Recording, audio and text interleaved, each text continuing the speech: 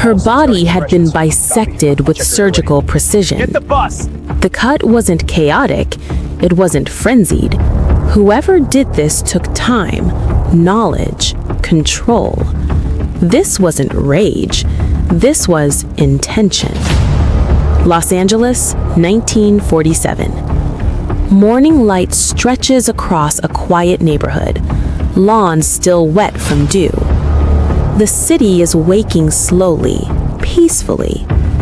A mother walks with her young daughter along South Norton Avenue. Then, she sees it. Something pale in the grass ahead. Too still, too perfect. She thinks it's a broken mannequin someone dumped in the lot, until she gets closer and realizes mannequins don't have faces. The body is lying on its back, arms raised above the head, legs apart, placed, not thrown, cut cleanly in two at the waist. Not chaos, not frenzy, deliberate. There is no blood at the scene, which means this didn't happen here. Someone brought her here, like an object, like a message. Before police even understand what they're looking at, reporters begin arriving. By the end of the day, the city will have a name for her. A name that sounds like a movie title. A name that would outlive everyone involved. The Black Dahlia. Who she really was. Before the headlines, before the horror, she was Elizabeth Short, 22 years old. Soft-spoken, dark hair, a careful smile in photographs, like someone trying to become who she thought she should be. She grew up in Massachusetts during the Great Depression, a fractured home, a father who disappeared, leaving behind confusion and silence, a childhood shaped by instability. Elizabeth learned early that survival meant adapting. In her late teens, she headed west, like thousands of others, pulled by Hollywood's promise. Los Angeles wasn't just a city, it was a story factory, and Elizabeth wanted to be part of one. She didn't become an actress, she didn't become famous. She drifted, waitressing, couch surfing, moving between friends, hotels, temporary rooms. Always polished, always composed, always talking about the future like it was right around the corner. People remembered her as kind, quiet, a dreamer. But dreamers in Hollywood often orbit people they barely know, and sometimes they step into the wrong orbit. The last night anyone saw her, January 9th, 1947. Elizabeth is seen at the Biltmore Hotel in downtown Los Angeles. Bright lobby lights, soldiers home from war, jazz drifting through the air, a city celebrating survival after years of global bloodshed. She makes a phone call from the lobby, then she walks out and disappears into the city. No screams, no witnesses, no struggle, just gone. For 6 days, no one knows where she is.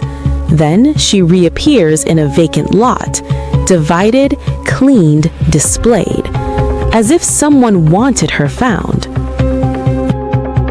The crime scene that confused experts. Detectives quickly realized something terrifying. This wasn't random violence. The body had been washed. There were no signs of a struggle at the location. The cut across her torso wasn't jagged. It was precise, medical-level precision, the kind of separation taught in surgical training. Her face had been slashed from the corners of the mouth toward the ears, a grotesque smile carved into permanence. Not rage, not panic, control.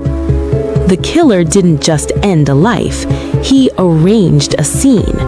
A human being turned into a display, and in doing so, he created something else, a mystery that would swallow decades. The media creates a legend. Reporters didn't just report this crime, they built a mythology. They dug through Elizabeth's past, exaggerated stories, suggested scandals, painted her as mysterious, glamorous, reckless, things friends later said weren't true. Then they gave her a name inspired by a movie playing at the time, The Blue Dahlia. But she wore black clothing often, so she became the Black Dahlia. The nickname stuck, and suddenly this wasn't just a murder, it was a noir story, a Hollywood tragedy, a symbol. The public didn't just want answers, they wanted drama, and the press fed it daily.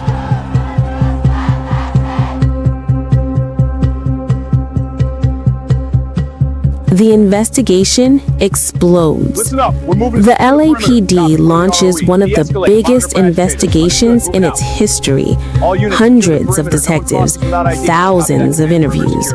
Suspects ranging from doctors to drifters, nightclub owners to military men. Confessions pour in. Real ones? False ones? People desperate for attention? Mentally ill? Liars?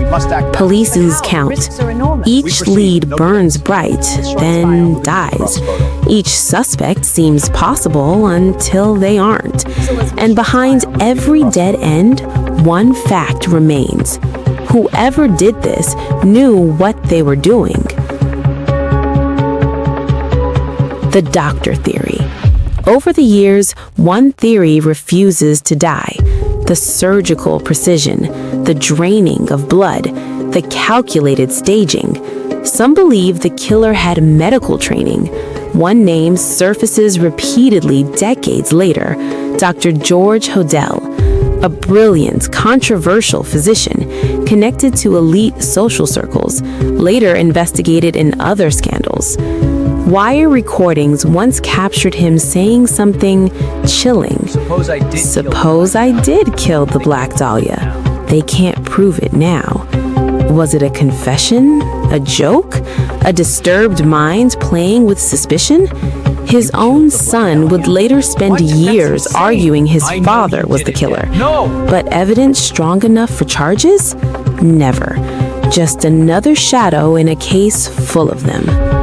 Why this case never died. Most murders fade. This one grew because it sits at the intersection of Hollywood fantasy, post-war anxiety, media sensationalism, and a crime scene that felt theatrical.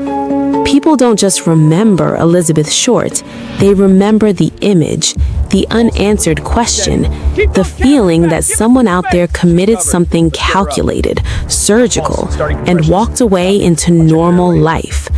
Maybe he lived next door. Maybe he died peacefully in his sleep. Maybe he watched the headlines with quiet satisfaction. The human truth.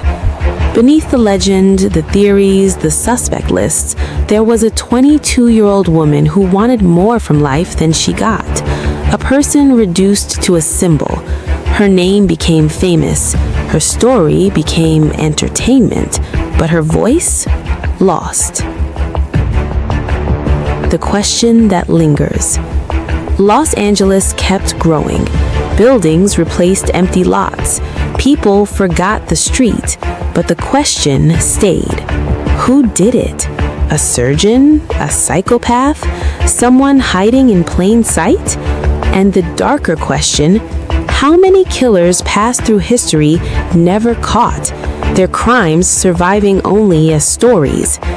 The Black Dahlia case remains open, files aging, evidence fading, but the mystery still sharp, still watching, still unsolved.